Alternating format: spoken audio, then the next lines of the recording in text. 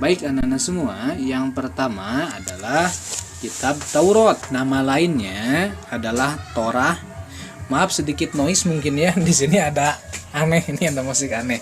Oke. Kemudian Perjanjian Lama dalam versi Kristen itu disebut Perjanjian Lama, Tanakh atau Pentateuch, bacanya mungkin seperti itu gitu ya. Baik anak-anak semua, Taurat ini menjadi kitab Allah pertama ke muka bumi. Jadi jaraknya jauh ya, yang berupa kitab dari Nabi Adam sampai ke Nabi Musa itu sangat jauh. Nah, jadi kitab pertama itu Taurat berasal dari bahasa Ibrani. Bisa baca nggak ini nih yang kayak gini nih? Ya, Yana bisa bacanya apa ini? Ada dalam kurung Turoh bacanya, yang berarti instruksi atau ajaran, dari bahasa Ibrani. Ini ya, berbahasa Ibrani atau Hebrau begitu. Ini contohnya, Yana searching ini dapat ini. Silahkan baca oleh kalian entah tentang apa ini. Anak-anak semua, selanjutnya perihal Taurat nih, diturunkan kepada Nabi Musa itu sekitar 1500 sampai 1400-an sebelum Masehi kehidupan Nabi Musa. Di tahun ini ada yang berpendapat 1200 sampai 1300 SM. Pedoman khusus untuk Bani Israel, bahwa Taurat itu memang untuk Bani Israel. Padahal waktu itu manusia bukan Bani Israel saja, sudah banyak, tapi yang diberi kitab adalah Bani Israel. Ini keutamaan luar biasa Bani Israel.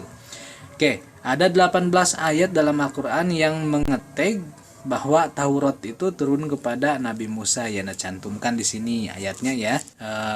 Walaqad ataina Musa wa Harun al-Furqan wa diyan, dan selanjutnya artinya, nah ini yang persingkat, walaqad ataina Musa al-kitaba la'allahum yahtadun, semuanya kami telah selanjutnya begitu. Taurat masa berlakunya. Jadi setelah diaktifasi ada masa berlaku ini ya. Pertama, bahwa turun di Turisina atau Bukit Sinai yang ada di Mesir. Diawali zaman Nabi Musa tadi ya, pendapat lain ini. Nah, ini dia kemudian syariatnya itu digantikan oleh Injil pada zaman Nabi Isa ya, sekitar itu mungkin ya 1 sampai 33 Masehi tadi. Oke, Yana searching ini penampakan Gunung Sinai di Mesir. Sekarang kita mengenal isi kitab Torah yang dipahami saat ini terdiri atas 5 bagian. Yang pertama kitab Kejadian, isinya adalah kisah Nabi Adam dan penciptaan alam semesta. Ini banyak sekali persamaan dengan Al-Quran ya kalau kita baca ayat-ayatnya. Kemudian kitab Keluaran mengisahkan Bani Israel di Mesir dan perjuangan Nabi Musa membawa Bani Israel. Nah, pada kitab Keluaran ini yang terkenal turun 10 perintah Allah, atau yang kita bahas dalam tadarus Mitsaq Bani Israel, perjanjian Bani Israel dengan Allah begitu.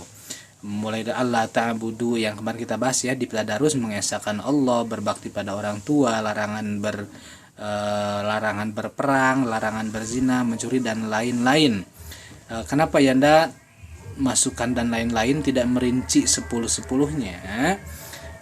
Biasanya sih dalam soal apa isi kitab Taurat misalnya, sebetulnya itu dalam Islam 10 perintah itu jika kita kaji ada loh dalam surat Al-Isra, dari ayat 22 sampai dengan 37, silahkan tinggal dibaca. Itu ada 10 inti perintah atau perjanjian Allah dengan Bani Israel.